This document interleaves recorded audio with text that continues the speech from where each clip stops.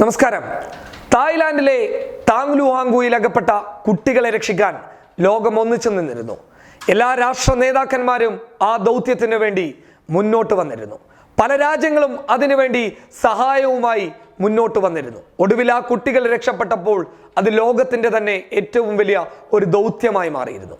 എന്നാൽ നമ്മുടെ ഇന്ത്യ രാജ്യത്ത് മേഘാലയയിലെ സായ്പുങ്ങിലെ കൽക്കരി ഖനിയിൽ കുടുങ്ങിയിരിക്കുന്ന 17 തൊഴിലാളികളെ രക്ഷിക്കാൻ ഭരണകൂടം ഇതുവരെ ആത്മാർത്ഥതയോടുകൂടി മുന്നോട്ട് വന്നിട്ടില്ല എന്ന ഒരു സത്യം നമ്മൾ തിരിച്ചറിയേണ്ടതുണ്ട്. മേഘാലയയിലെ സായ്പുങ്ങിൽ ഇപ്പോൾ സംഭവിച്ചുകൊണ്ടിരിക്കുന്നത് ഇങ്ങനെയാണ്.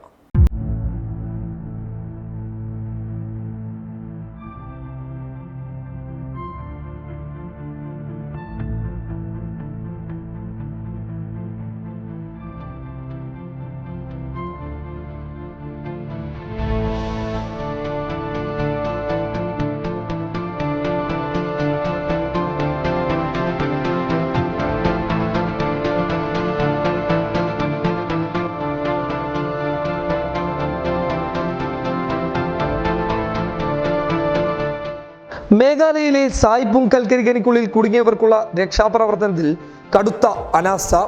ഖനിയുടെ സങ്കീർണാവസ്ഥ കാരണം രക്ഷാപ്രവർത്തനത്തിന് ബുദ്ധിമുട്ടുണ്ടെങ്കിലും ഇത് പരിഹരിക്കാനുള്ള സൗകര്യങ്ങൾ പോലും സർക്കാർ ഒരുക്കുന്നില്ലെന്നാണ് ആരോപണം.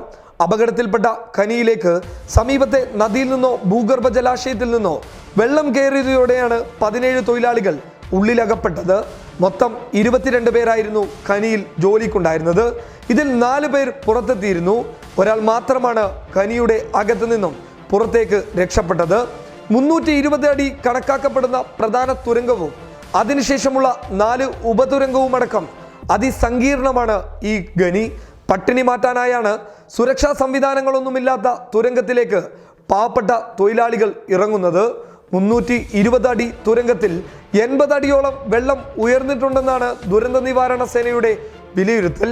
ഈ വെള്ളം പറ്റിക്കാനായി 10 കുതിരശക്തിയുള്ള 2 പമ്പുകളാണ് ആകെയുള്ളത്. ഒരു നദി മൊത്തം വറ്റിക്കുന്നതിന് ഈ 2 പമ്പുകൾ മതിയോ എന്നാണ് രക്ഷാദൗത്യം നടത്തുന്നവർ പരസ്പരം ചോദിക്കുന്നത്. അതേസമയം 100 കുതിരശക്തിയുള്ള 10 പമ്പുകൾ എത്തിക്കാൻ ആവശ്യപ്പെട്ടെങ്കിലും അധികൃതർ ഈ ചോദ്യം കേട്ടില്ലെന്ന് നടിക്കുകയാണ്.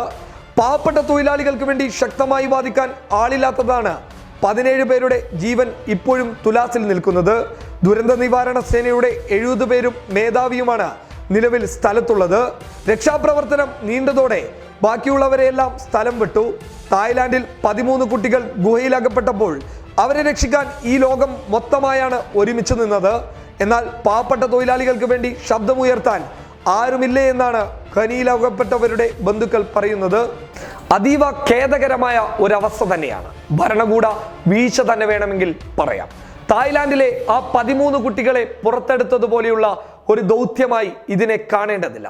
എന്നാലും ഭരണകൂടം ശക്തമായി ആർജവത്തോടെ മുന്നോട്ട് വന്നാൽ ആ 17 പേരെയും ജീവിതത്തിലേക്ക് കൊണ്ടുവരാൻ സാധിക്കും. News desk, public Kerala.